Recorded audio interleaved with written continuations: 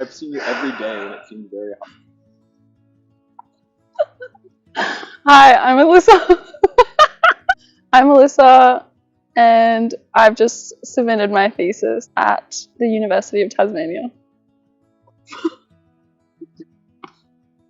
So I was predicting the size and shape of marine snow, which is suspended organic and inorganic material in the ocean's water columns, typically like 0.5 millimeters or larger, based on the shape and size of bloom-forming phytoplankton.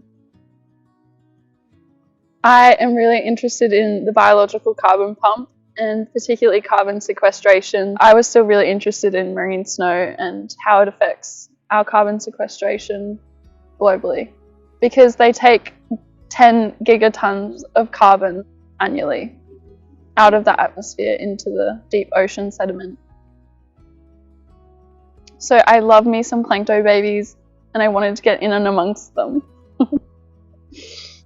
Their aggregation was actually really cool because I had never seen that, and phytoplankton aggregate when they reach a certain biomass, so there's got to be enough of them in the water column, but they do all create different shapes and sizes, which is what I discovered. The long species would create like really long aggregates, like kind of spiderwebby, some stringy vibes.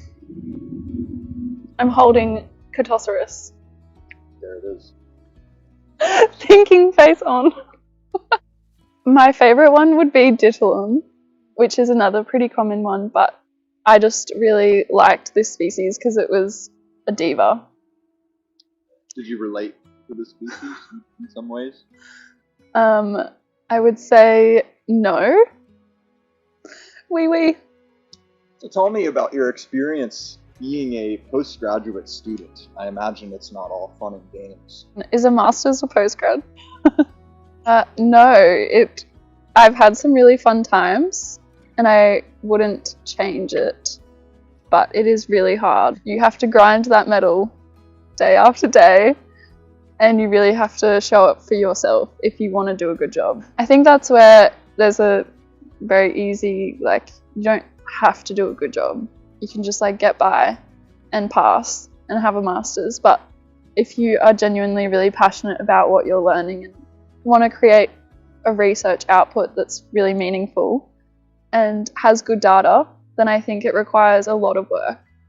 I think my overall drive is to live on this earth longer than what I think I currently will be because of climate change and like the earth dying.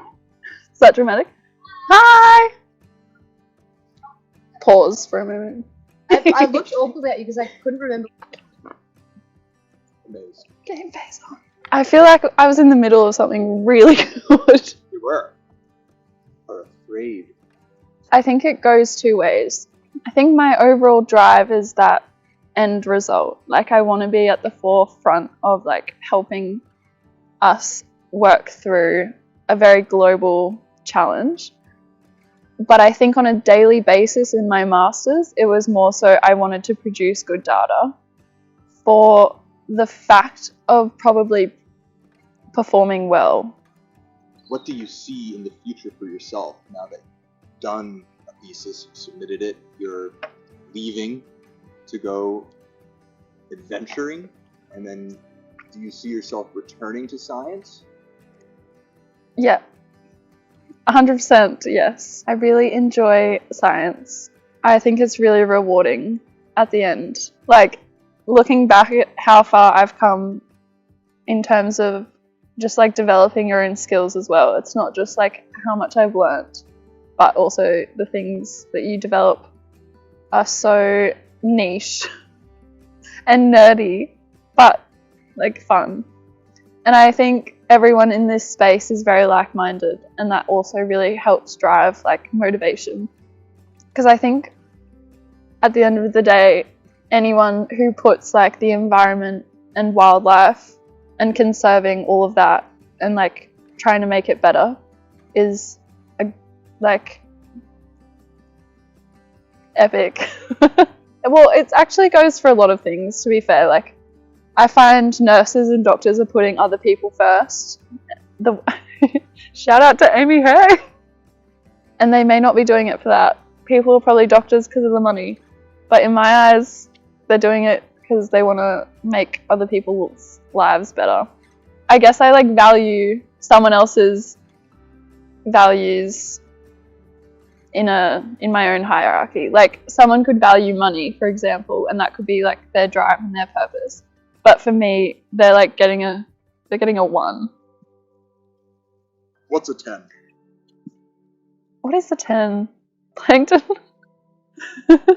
I run a little bit. I socialize with friends.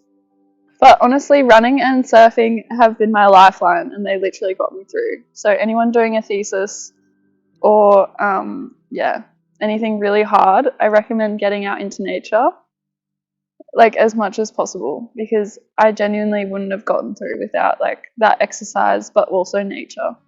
I needed to just be able to like switch off for a bit.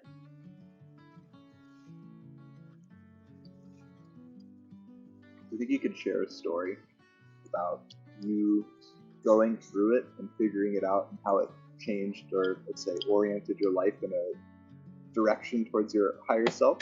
Are we talking about the bridge? Or and I had a period of extreme anxiety where I was having panic attacks and really anxious in like pretty much any situation. It's really hard when you're getting these like physiological responses to something and you're like, okay, well, I can talk myself out of it, but you actually can't in the moment unless you know the right tools or like where it's actually coming from. It's really hard to just, like breathe through it and be like, oh, it's just anxiety, when it's like so overwhelming and crippling.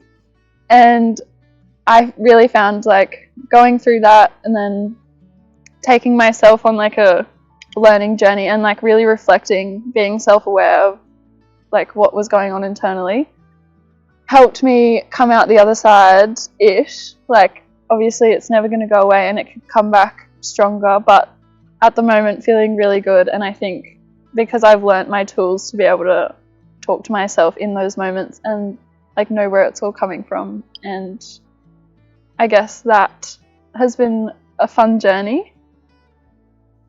It's literally a mouse. So what's next for Alyssa? You're leaving in 2 weeks. Onwards and upwards, bitch. Yeah, so I leave in 2 weeks. I'm going traveling and then PhD. Where are you traveling? Okay, are we done? I feel like we're done. Thank you for tuning in to another episode of Alyssa's World featuring Alyssa. Peace.